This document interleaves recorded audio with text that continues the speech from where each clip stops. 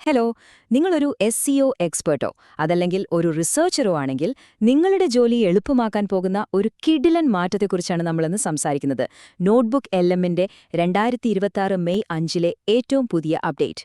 ശരിക്കും പറഞ്ഞാൽ റിസർച്ചിന്റെയും കണ്ടന്റ് ക്രിയേഷന്റെയും ലോകത്ത് ഇതൊരു വലിയ ഗെയിം ചേഞ്ചറാണ്.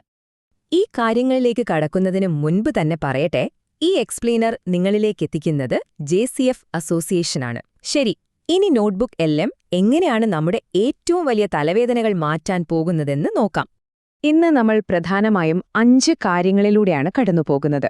റിസർച്ച് ചെയ്യുമ്പോഴുള്ള ആ പഴയ ബുദ്ധിമുട്ടുകൾ എങ്ങനെ ഒഴിവാക്കാം, വീഡിയോ ക്രിയേഷനിലെ മാറ്റങ്ങൾ, ഇതുവെച്ചുള്ള പ്രായോഗിക വർക്ക്ഫ്ലോകൾ, ശരിയായ പ്ലാൻ തിരഞ്ഞെടുക്കൽ, പിന്നെ കോമ്പറ്റിറ്റീവ് എഡ്ജ് എങ്ങനെ നിലനിർത്താം.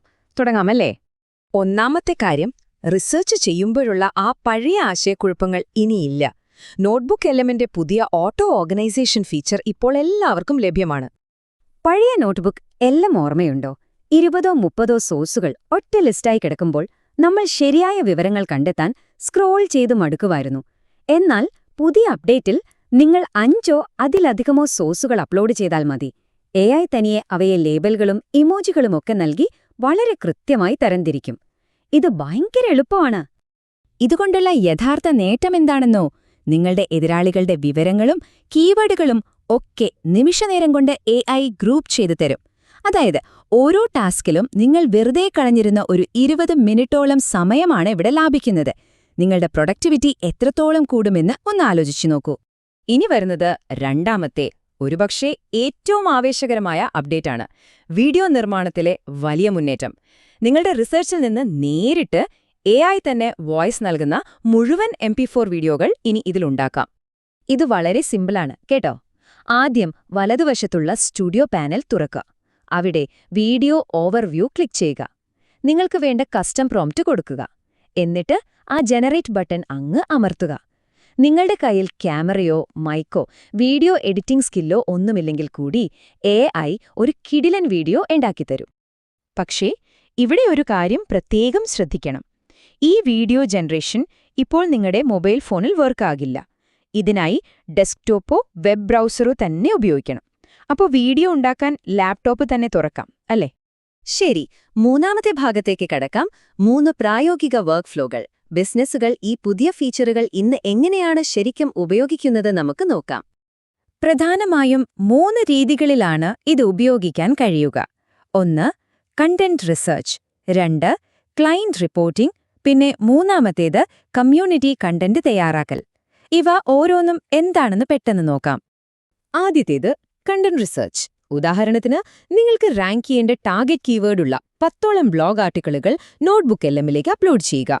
അതിലെ പ്രധാന ഇൻസൈറ്റ്സ് ഉപയോഗിച്ച് നിങ്ങൾക്ക് വളരെ എളുപ്പത്തിൽ ഒരു യൂട്യൂബ് എക്സ്പ്ലെയിനർ വീഡിയോ ജനറേറ്റ് ചെയ്യാം.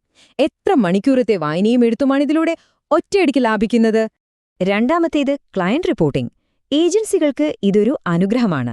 20 പേജുള്ള വലിയ ഡാറ്റ റിപ്പോർട്ടുകൾ വായിക്കാൻ ഏത് ക്ലയന്റിനാണ് താൽപ്പര്യമുണ്ടാകുക? ഗൂഗിൾ സെർച്ച് കൺസോൾ, GA4 റിപ്പോർട്ടുകൾ, ബാക്ക്ലിങ്ക് PDFകൾ ഒക്കെ ഇതിലേക്ക് നൽകിയാൽ AI അതൊരു മനോഹരമായ വീഡിയോ സമ്മറിയാക്കി മാറ്റും. പെട്ടെന്ന് മനസ്സിലാകുന്ന ഈ ഫീച്ചർ ക്ലയന്റുകൾക്കും നല്ല ഇഷ്ടമാകും. മൂന്നാമത്തെ വഴി കമ്മ്യൂണിറ്റി കണ്ടന്റ് നിർമ്മാണമാണ്. കമ്മ്യൂണിറ്റിയിലെ ആളുകളെ എൻഗേജ് ചെയ്യാനും പുതിയ മെമ്പേഴ്സിനെ കൊണ്ടുവരാനും ഇത് ബെസ്റ്റാണ്. ഇതിനായി നിങ്ങൾക്ക് ഇങ്ങനെയൊരു പ്രോംപ്റ്റ് നൽകാം.